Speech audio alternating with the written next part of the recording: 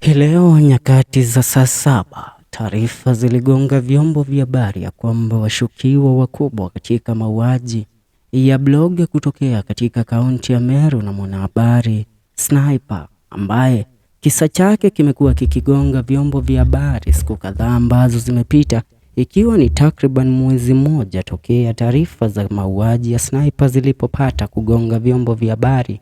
Washukiwa wakuu katika mauaji haya walipata kutiwa mbaroni leo.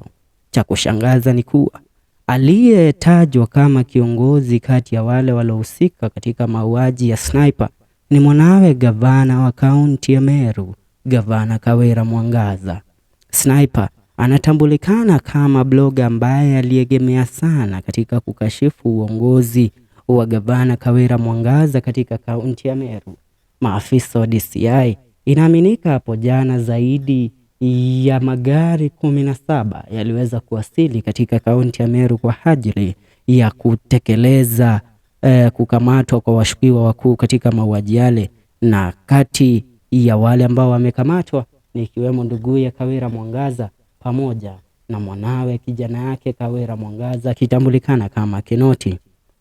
Pamoja na wale wawili hawa, wengine watatu pia wamekamatwa kama washukiwa katika mauaji ya Daniel Modiaini ambaye jina lake ambalo linatambulikana sana nchini Kenya ni Sniper. Mkiniruhusu nibadili ndimi kidogo, tutazamia katika kisa chote kizima na tukifafanue kwa upana kuhusiana haswa ni nini ambacho kilitendeka na mbona maafisa walinda usalama wameafikia kumkamata mwanawe gavana. The Director of Criminal Investigation DCI has submitted an application seeking the detention of Kenneth Mutua, Frederick Muriuki, Franklin Kimathi, Timothy Kinoti and Murangeri Kenneth for 21 days at Muthaiga Police Station in Nairobi. This is to allow the DCI investigators sufficient time to conclude their inquiries, as outlined in an application filed at the Kiambu Magistrate Court. The 5 suspects were arrested on January 4th in Meru County, with investigators placing them in various police stations in Kiambu and Nairobi counties over the murder of Sniper. Now, the application states, from the time the respondents were arrested, the time to conclude the investigations has not been adequate, and the applicant requires 21 days to enable the conclusion of the investigations while the respondents are in police custody. According to the application, the suspects enticed the MERU blogger by claiming that Governor Mwangaza, whom he had politically criticized, wanted to meet him for truce and offer him a job at the governor's office. The blogger, residing in Egembe South, mostly in Maua town, traveled to Meru town to meet the suspect but went missing, leading to his family raising the alarm and filing a missing person report. Daniel Modiaini was reported missing on December 2nd, 2023, now meaning it has been over 1 month and a few days, remembering that today is on date 5th of January 2024. His body was later discovered dumped in Mutonga River in Tharaka Nithi County on December 16th, 2023.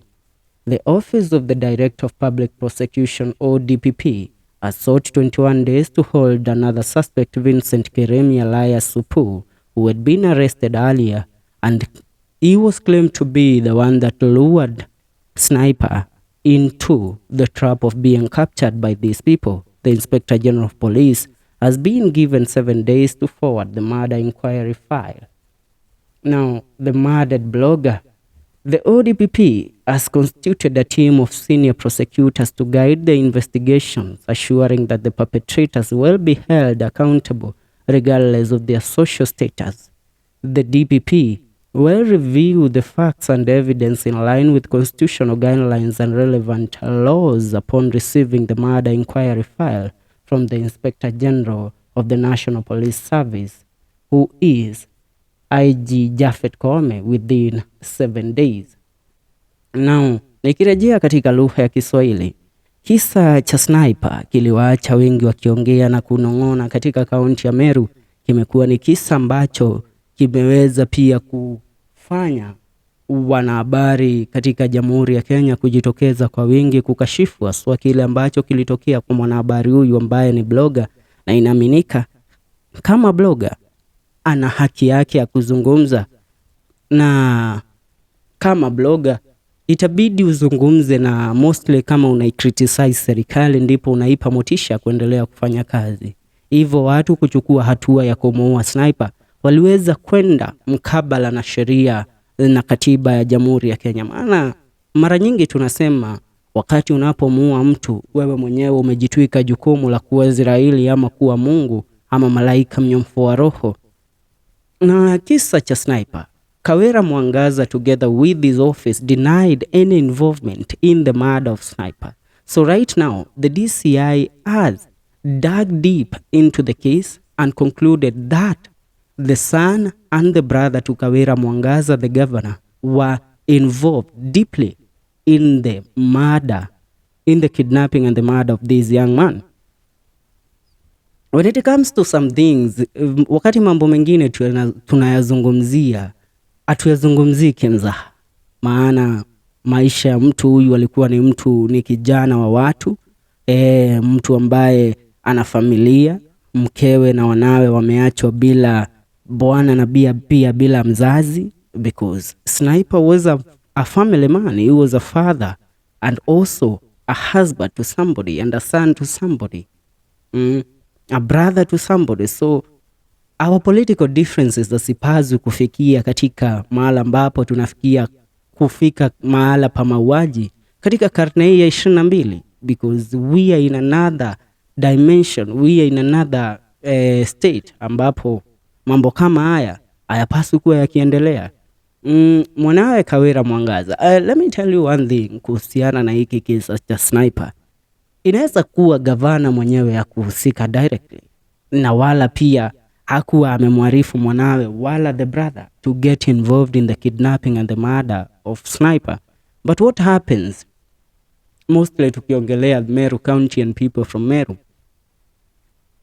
wakati unamtukana ama you speak ill of somebody in power and somebody that these people worship and see them as God, our watu, they feel intimidated, and once they take the step, they might not even have involved the governor, but they took the step on their own and decided, you know what, huyu mtu ametukana mamangu, huyu mtu ametukana dadangu, so let me deal with them perpendicularly. Kumbuka, these people are in the inner circle of the governor, na wana mamlaka makubwa sana katika serikali ya kaunti ya Meru. One of them is the bodyguard to the Meru County governor.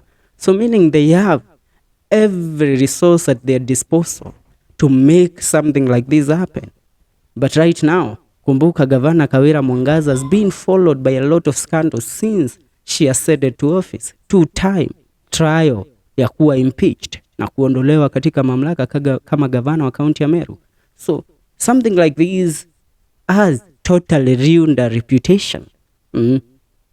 Once another motion is raised for impeachment, how will she even argue? And remember that today she has a press briefing on the status of the county of Meru and how things are being run in Meru County and how the government of Meru County is functioning.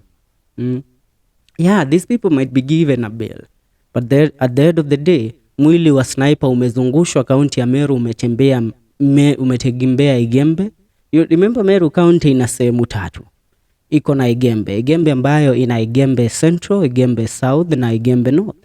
Mwili huu umezungushwa katika sehemu hizi 3. Na msafara huu ulikuwa funded by MPs and MCAs of Meru County. Ukatembezwa Tigania, that's another part of Meru County. Tigania has Tigania South, Tigania East and Tigania North. 3 constituencies. Apart from that, tumekuja huku kwingine.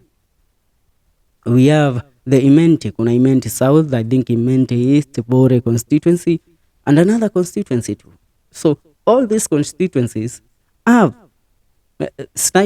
sniper's body has visited those constituencies. Na another thing ni kukumbushe, sniper hakuuawa tu, aliuawa na mwili wake kupata kumwagiwa some stuffs za kuweza kufanya mwili ule usijulikane kama yeye mwenyewe ni nani.